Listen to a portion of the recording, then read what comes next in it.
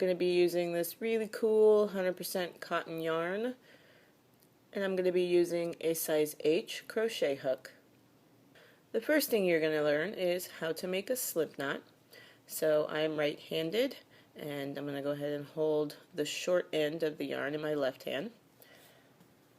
Extend my index finger, take the yarn, and I'll wrap it around my index finger twice, and I'll hold it at the bottom. We'll call this the back, this the front. We're going to take the back, pull it over the front. Now this is the back, this is the front. We're going to take the back, pull it over the front and off your finger, and then just pull up. And you take your hook, put it into the loop you made, and then pull the two sides to close the loop to your hook. Now make sure you don't close it too much. It needs to slide freely on your hook. Something that you definitely want to get used to when you're beginning crochet is how to hold the yarn that you're working with in your left hand. So I'll show you the way I hold mine, but you will eventually just develop your own way of holding your yarn, whatever is most comfortable for you. Everybody's different.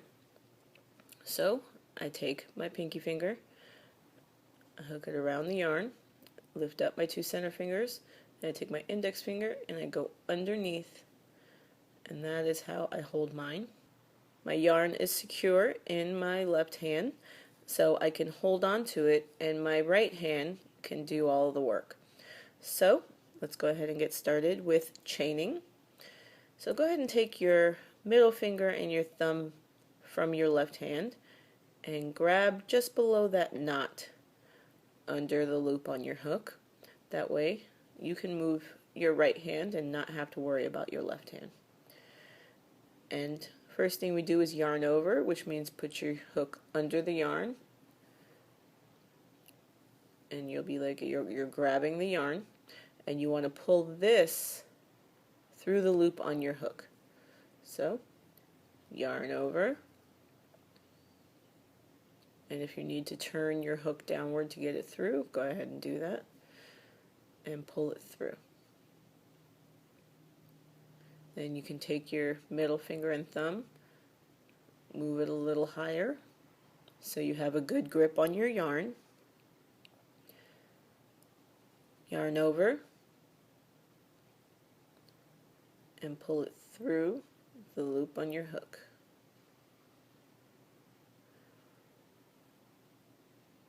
Hold a little higher, yarn over, pull it through the loop on your hook.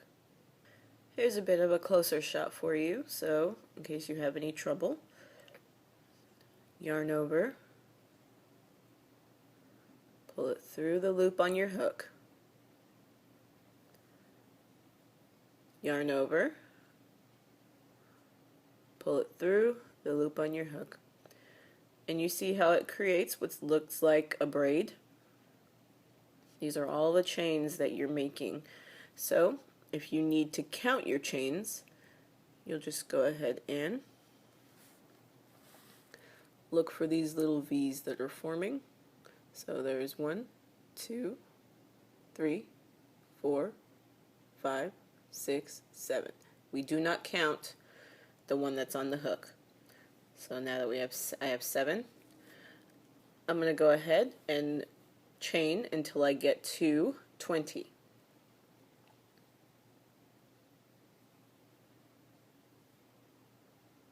8,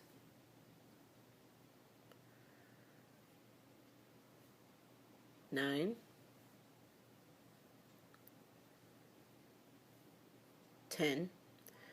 So you just keep going, and I will come back after I have 20 chains. I have my chain of 20, and the stitch we're going to learn in this video is going to be the most basic crochet stitch, which is the single crochet, and I'm going to go ahead and show you how to do that. So your chain of 20, and then you have your loop on your hook. You do not ever count the loop that's on your hook. This never counts in your work. So in crochet, we work from right to left for the most part, and when we're working a single crochet stitch, we want to add one more chain, and that's for our turning chain. So I'm going to yarn over, pull it through the loop on the hook. So now I have 21. So this chain right here, this V right here, this is the last chain that we made, and that's our turning chain.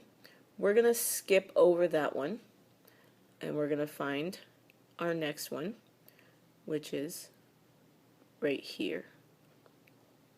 And we're going to put our hook into that chain. You're going to yarn over, pull the loop through.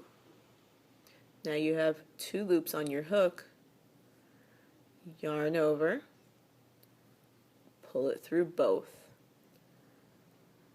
That is your first single crochet stitch. And looking at it from the top, it formed its own V. So at this point, to help yourself out, go ahead and take a stitch marker, or you could use just a single piece of yarn, scrap yarn. Put it under both loops of that V that you just created. So the V that your loop is coming out of, mark it right there.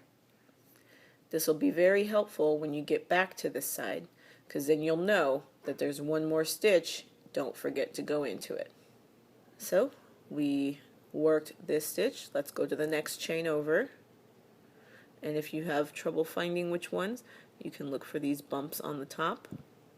These top lines indicate the chains you made. So go to the next one, put your hook in, yarn over, and pull through a loop. You have 2 loops on your hook, and you can use your left hand, your thumb, and your middle finger to try and steady your work as much as you can. Yarn over, pull through both loops. Now you have 2 V's that you formed. Locate your next chain, put your hook in, yarn over, pull through a loop. There's 2 loops on your hook. Steady your work. Yarn over, pull through both. And you just want to keep doing that in every chain until you reach the end.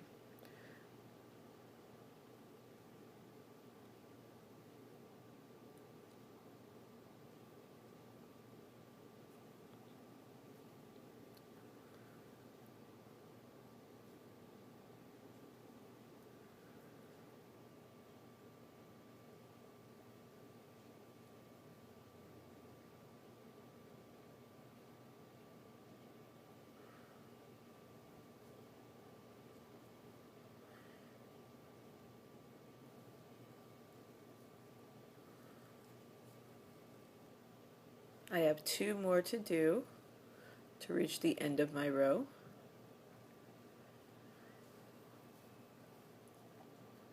And here's the last one.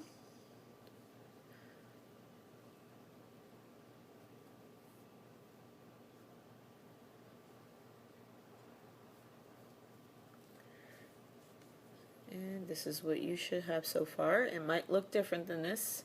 I've been crocheting for a while now. Make a turning chain, so you yarn over, pull the loop through the hook, chaining 1. Then you want to flip your work over, because now we always work right to left. So now you're on the back side of your work. And looking at it from the top, this first V right here, that's our turning chain, so we always skip that. Then you want to go into this next one here. So from behind, this is the turning chain here. This is the stitch that you want to go into. So put your hook into that stitch, yarn over, pull a loop through. You have 2 loops on your hook, and complete your single crochet stitch. There's your V that you created. So take a second stitch marker and go ahead and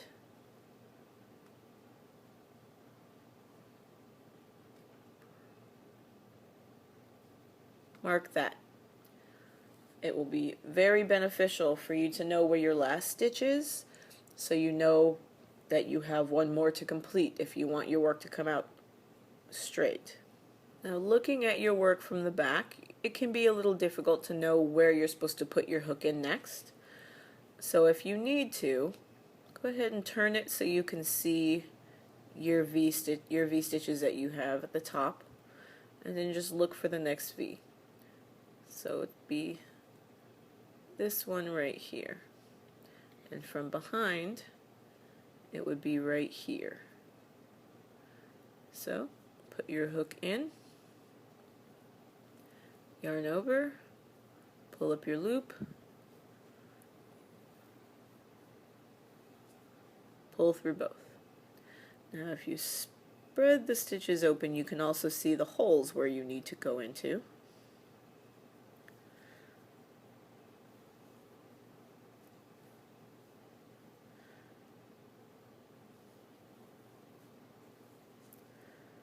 So that's one thing a friend of mine kept saying is, I don't know where I'm supposed to go next. I don't know where I'm supposed to put the hook next.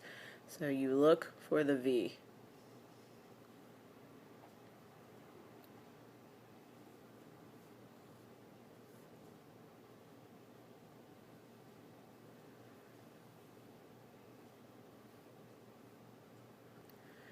And you just keep going in every stitch until you reach the first stitch marker that you made.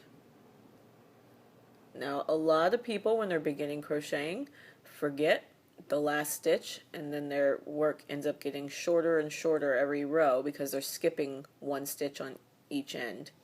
So that's why I want you to use either stitch marker or a piece of scrap yarn, a paper clip, a bobby pin, whatever you have, and mark the first stitch of your row. So you can just take that out and know that you still have one more single crochet to complete.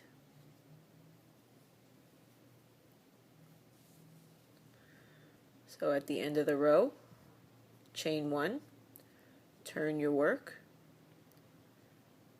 skip your turning chain, which is this first V here, go into your next one,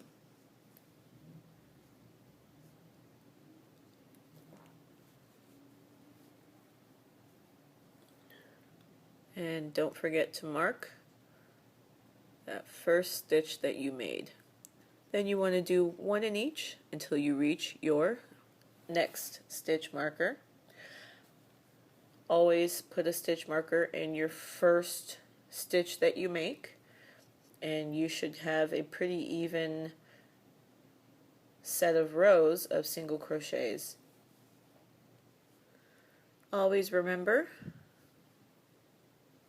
one turning chain at the end, skip that turning chain you just made, go into the next stitch with a single crochet, and mark the first stitch that you made. So if you're using 100% cotton yarn, you can just keep going exactly how I showed you, and when it gets big enough you could use it as a dishcloth or a washcloth or whatever you want to use it for.